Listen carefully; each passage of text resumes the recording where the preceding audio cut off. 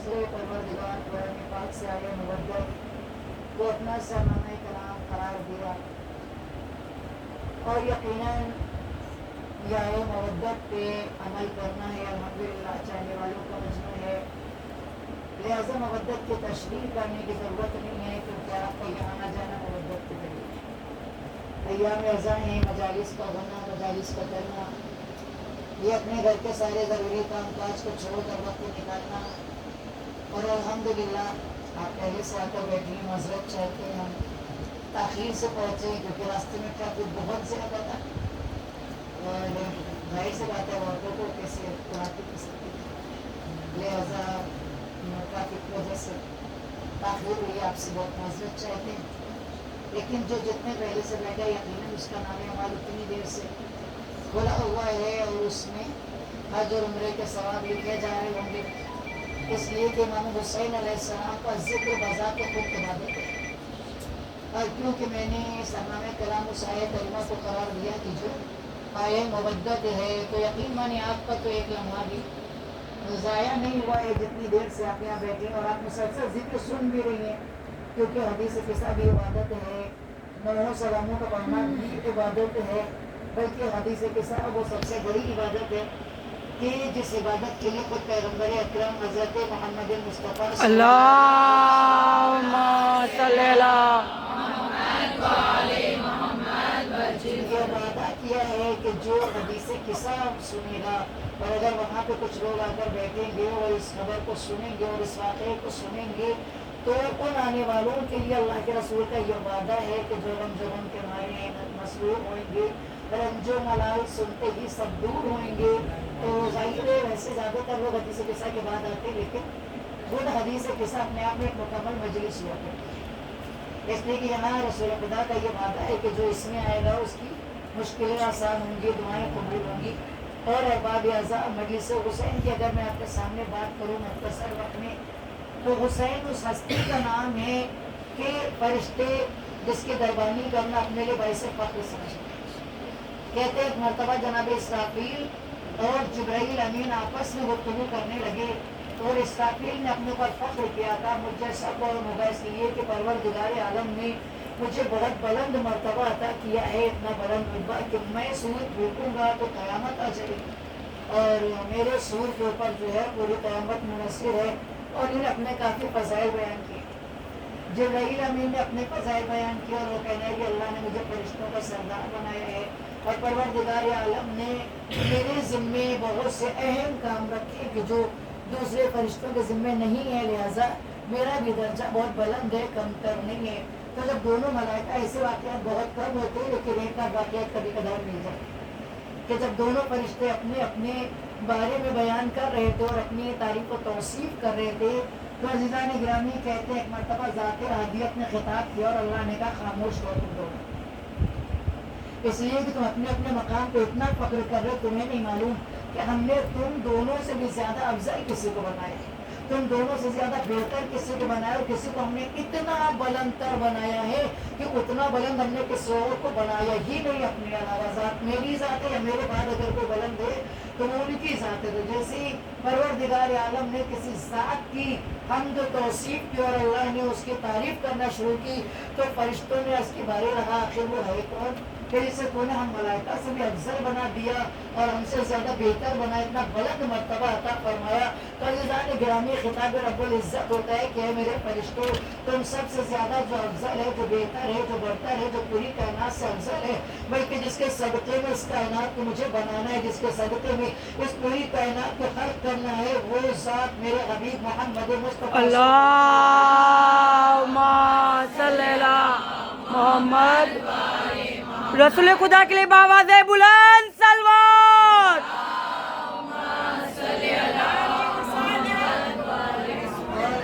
میرے حبیب کی جو آل ہے ان کو میں نے پوری کائنات سے افضل بنایا، بہتر بنایا، اور انہی کے صدقے میں اس پوری کائنات کو بنایا۔ تو ابھی یہ خطاب ہو رہا تھا، باری تعالیٰ کا ابھی اللہ اور محمد اور آل محمد کے فضائل بیان کر رہا تھا فرشتوں سے کہ بے ساختہ جبرائیل امین کی زبان سے ملا تو پھر مجھے ان کا خادم بنا۔ یعنی دونوں میں گفتگو کہاں ہو رہی تھی؟ آپ دیکھیں مرتبہ سمجھے آل محمد کا کہ جیسے ہی اللہ نے اہل بیت کے فضائل بیان کیا اور رسول خدا کی شان بیان کی اور ان کے بعد ان کی اولاد کی شان بیان کی، بے ساختہ جبرائیل امین کی زبان سے نکل گیا مجھے ان کا خادم بنا دے۔ اللہ نے کہا ہمیں تمہاری ادا بہت پسند ہے،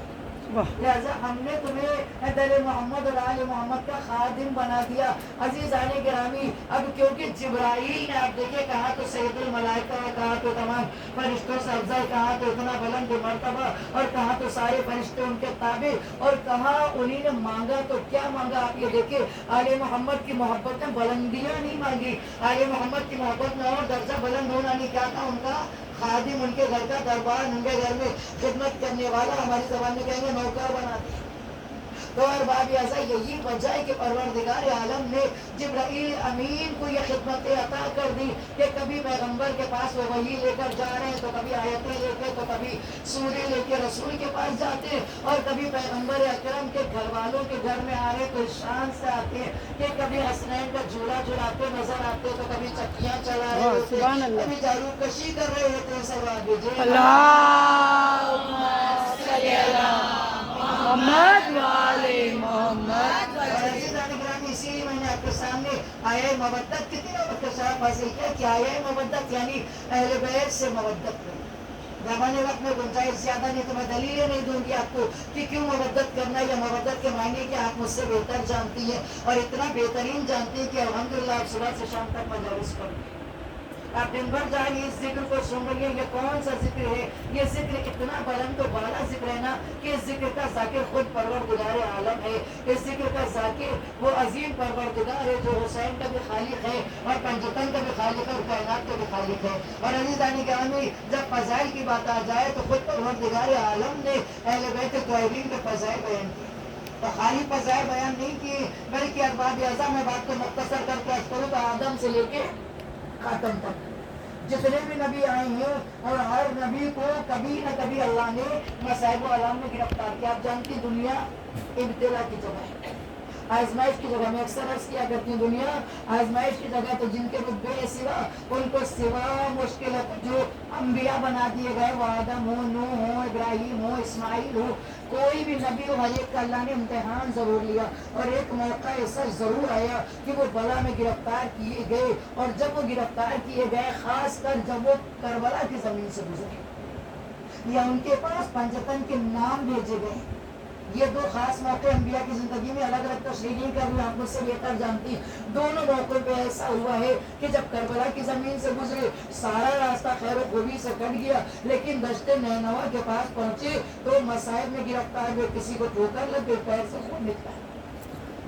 کوئی گر گیا، سر سے خون نکلا۔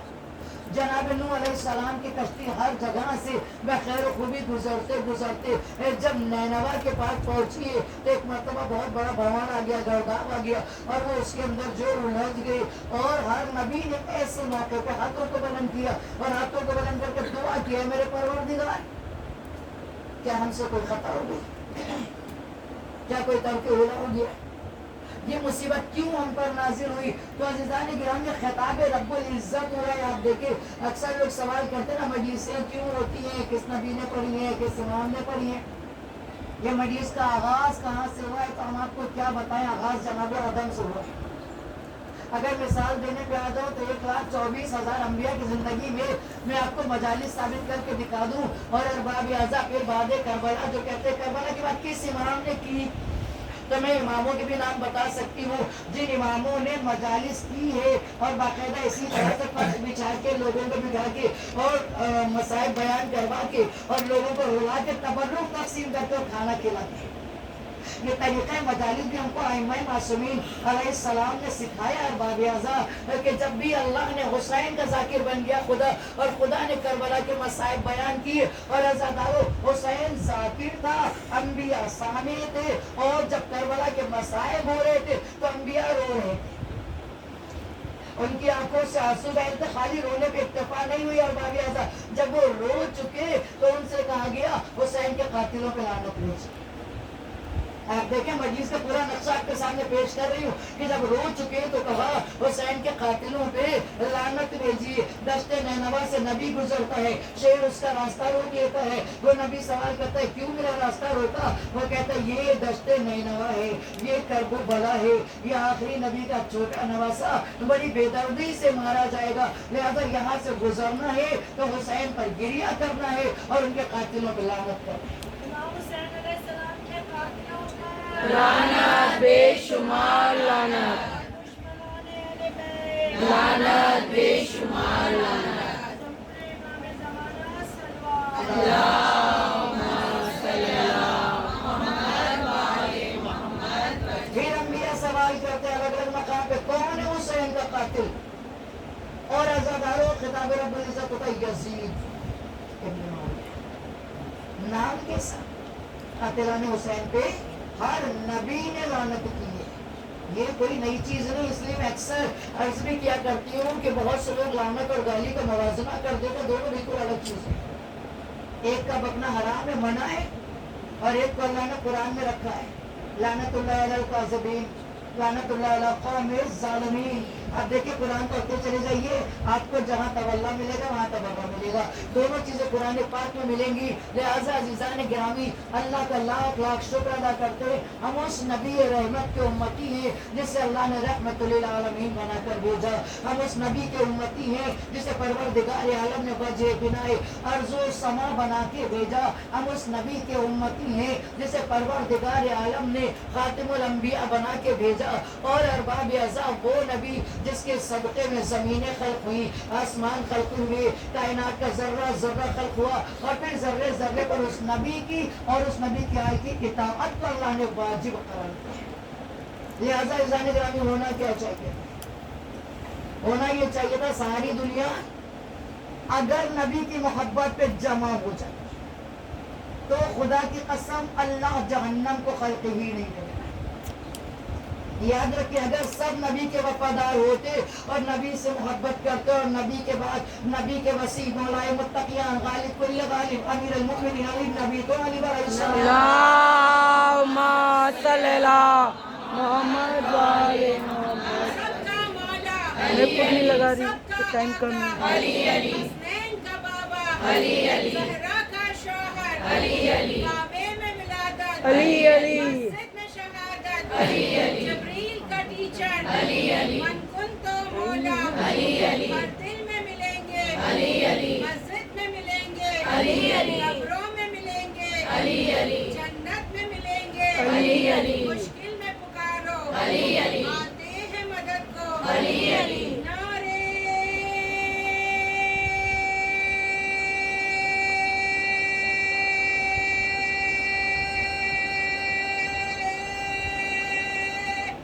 حیدری. شد چودہ معصومین علیہ السلام بلند ترین سلوات. اللہم صلی اللہ اللہ سلامت رکھے آپ تمام علی کہنے والوں کو بھی اور علی کہلوانے والوں کو بھی. پروردگار عالم تمام ائمہ معصومین علیہ السلام کی روزوں پہ جانا اور حاضری دینا نصیب فرمائے. جو جا چکے وہ بھی بار بار جائیں اور جو نہیں گئے انہیں بھی بار بار جانا نصیب فرمائے. خدا وہ زمانہ لائے کہ ہم اپنے آخری امام کے ساتھ, امام قائم کے ساتھ جنت البقیع میں مجلس کریں. کہ عزیزان گرامی یقیناً ہر مومن کے دل کی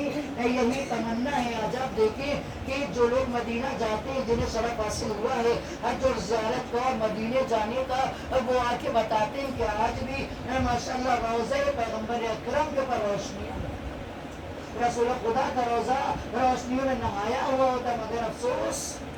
یہ نبی کی بیٹی کے روزے کے اوپر میرا نہیں ہوتا. ذرا تصور تو کریں کہ یہ کیسا امت کا نظام ہے, یہ کیسی مودت ہے, یہ کیسا اجر رسالت کا ادا کرنا ہے کہ باپ سے محبتوں کے دعوے اتنے کہ جب ان کا نام لیا جائے تو اپنے لبوں کو چوما جائے, لیکن بیٹی کی غربت کا عالم یہ کہ اس کے قبر تک کی توڑ گئی. کیا واقعی میں سے مودت کی کیا یہ مودت ہے ارباب اعزاء؟ پروردگار عالم جتنی بھی بیٹیاں یہاں پہ آئی ہوئی ہیں اللہ تمام بیٹیوں کے سروں پر ان کے والدین کا یا دو میں سے جو بھی ایک زندہ ہے اس کا سایہ سلامت رکھے الہی آمین۔ اور کسی کو ماں باپ یا دو میں سے کسی ایک کا دام نہ رکھے، اس لیے کہ باپ کا سایہ بڑا غنیمت ہوا کرتا ہے۔ اور باب اعزاء ابھی تک چاندراز سے ابھی تک آپ نے حسین کا ماتم کیا، ابھی تک آپ نے حسین کا پرسہ دیا، لیکن آج حسین کو پرسہ دیا، اس لیے کہ آج یہ جو تابوت سجا ہوا ہے عزیزان گرامی، یہ تابوت منجی عالم، یہ تابوت پیغمبر اکرم، یہ تابوت امام حسین علیہ السلام کے نانا اس پیغمبر اکرم کا ہے کہ کم از کم 28 سفر کو تو دنیا کے سارے مسلمانوں کو مل کر ایک ساتھ اپنے نبی کا جنازہ اٹھانا چاہیے، اپنے نبی کے غم میں دیکھیے خوشی میں شریک ہونا ہے کوئی بات نہیں، الحمدللہ اکثر ہم دیکھتے ہیں نا کہ 12 ربیع الاول والے اور 17 ربیع الاول والے دونوں مل کے ایک ساتھ منا لیا کرتے، ٹھیک ہے خوشی میں شریک ہوتے ہیں اپنی جگہ بہت بہتر، لیکن عزادارو غم میں شریک ہونا بہت ضروری ہے، اس لیے کہ یہ جو تابوت آج سجایا ہے آپ نے، یہ تابوت اس پیغمبر کا ہے کہ جو رحمت للمسلمین بن کے نہیں رحمت للعالمین بن کر آیا، لیکن ارباب اعزاء کیا امت کا انصاف ہے جو رحمت للعالمین بن کر آیا، جس نے لوگوں کو اسلام جیسا دین دیا، جس نے عرب کے بدوؤں کو انسان بنا دیا، جس نے انہیں انسان بنا کے نمازی اور پرہیزگار بنا دیا، انہی نے اپنے نبی کا جنازہ تنہا چھوڑ دیا۔ اجرکم اللہ جزاکم خیر الجزا۔ عزیزان گرامی، آج ہم تعزیت پیش کریں گے اس مظلوم بیٹی کو جس کے سر سے باپ کا سایہ اٹھ گیا۔ ابھی تک مجالس میں آپ نے جناب سکینہ بنت حسین کی یتیمی کا ماتم کیا، لیکن آج کی مجلس میں ہم بنت رسول جناب فاطمہ زہرا سلام اللہ علیہ کی یتیمی کا پرسہ دیں گے۔ عزیزان گرامی، ارے دنیا میں قیامت بقا ہے، کائنات کا رسول دنیا سے گزر گیا، لوگ کہتے ہیں پیغمبر کی رحلت ہو گئی، نہیں یہ رحلت نہیں شہادت ہے، ہر معصوم دنیا سے شہید ہو کر گیا۔ اور باب اعزاء فرق ہی ہے کہ ہمارے نبی کی شہادت تیر سے نہیں ہوئی، تلوار سے نہیں ہوئی، خنجر سے نہیں ہوئی، رونے والوں سلوک پوائزن کے ذریعے ہمارے رسول کو قتل کیا گیا۔ اور باب اعزاء آج کی رات قیامت کی رات ہے،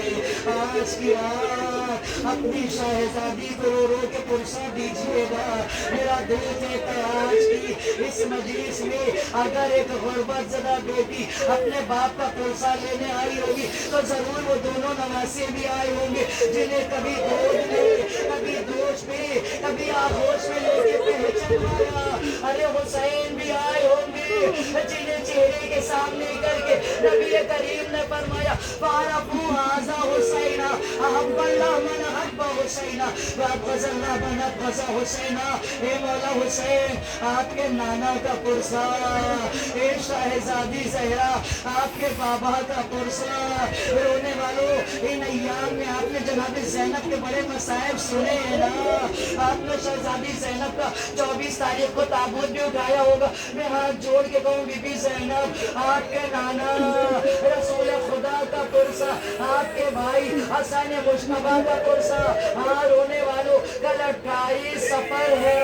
عزادارو فاطمہ کو بیٹے کا بھی پرسہ دینا ہے، فاطمہ کے بابا کا بھی پرسہ دینا ہے۔ ارباب اعزاء زانو کے باپ کا سر ہے، فاطمہ تڑپ رہی ہے، بے چین ہو رہی ہے، ارے ماں پہلے بچھڑ چکی، اب وہ باپ عازم سفر ہے جو ماں بھی تھے اور باپ بھی۔ عزاداروں کسی نے دخل بات کیا، ارے نبی کی بیٹی نے کہا آنے والے ارے ابھی واپس چلا جا، میرے بابا اس وقت ملاقات کرنے کی حالت میں نہیں ہے، آنے والا جاتا نہیں۔ جب 3 مرتبہ دخل بات کیا زہرا بے چین ہو کے رونے لگی، ارے نبی نے ہاتھ دھوئی، فاطمہ ارے اسے آ جانے دو، یہ کسی کے در پہ اجازت نہیں مانگتا، اے بیٹی یہ ملک الموت ہے، یہ تمہارے در کی عظمت ہے کہ یہ تمہارے در پہ آج معافی مانگ رہا ہے، آنے کی اجازت مانگ رہا ہے۔ ارباب اعزاء दरवाजे बंद हो। अल्लाह रहमत नाज़िल करे इन आवाज़ों पर, अल्लाह आपको किसी गम में न रुलाए सिवाय हमें हुसैन के। बस ज़मानों में मसाइल तमाम करूं ये कहते हुए कि कभी ज़हरा अपने बाप के जनाजे पर रोई। जरा सोचिए बेटियां बैठी है ना, अगर किसी का बाप आखिर वक्त को ख्वाहिश करे और कहने वाले कहते हज़ियान बकरा है, इसकी ख्वाहिश पूरी न करना, अरे बेटी के दिल पे क्या गुजरेगी। ए बीवी या ज़ादा अपने बाबा का पुरसा कबूल कीजिए। आज रसूल खुदा का अरे जनाजा उनका ताबूत उठेगा, उस नबी का जनाजा है कि जिसके जनाजे को छोड़कर चाहने वाले चले गए, वक्त नहीं चाहिए 4-5 और चाहने वाले। अरे नबी को गुस्ल दिया गया, अरबाब अज़ा जब गुस्ल दे रहे थे, अब्बास इब्न मुत्तलिब कहते अली अपना हाथ बाहर निकालिए ताकि बैअत कर ले, बाहर के हालात बहुत खराब है। अली फरमाते हैं चचा क्या रसूल खुदा को गुस्ल देना छोड़ दूं? रोने वालों, अरे जब नबी का जनाजा उठा होगा, यतीम ज़हरा बाप के जनाजे पर रोके फरियाद कर रही होगी, ए बाबा ज़हरा अकेली होगी। रोने वालों ऐसी गुर्बत का आलम था कि जहाँ नबी का इंतकाल हुआ उसी हुजरे में जमीन को दी गई, नबी को मिटाया गया, पैगंबर को दफना दिया। अरे बेटी रोती रह गई, लेकिन अरबाब अज़ा दिल चाहता जोड़ के कहूँ बीवी कम से कम आपके बाबा का हुस्न कफन तो हो गया, अरे जनाजा तो उठ गया। अरे कम लोगों में सही कब्र तो मिल गई, लेकिन आई इमाम हसन जब चादर में सहल दिया,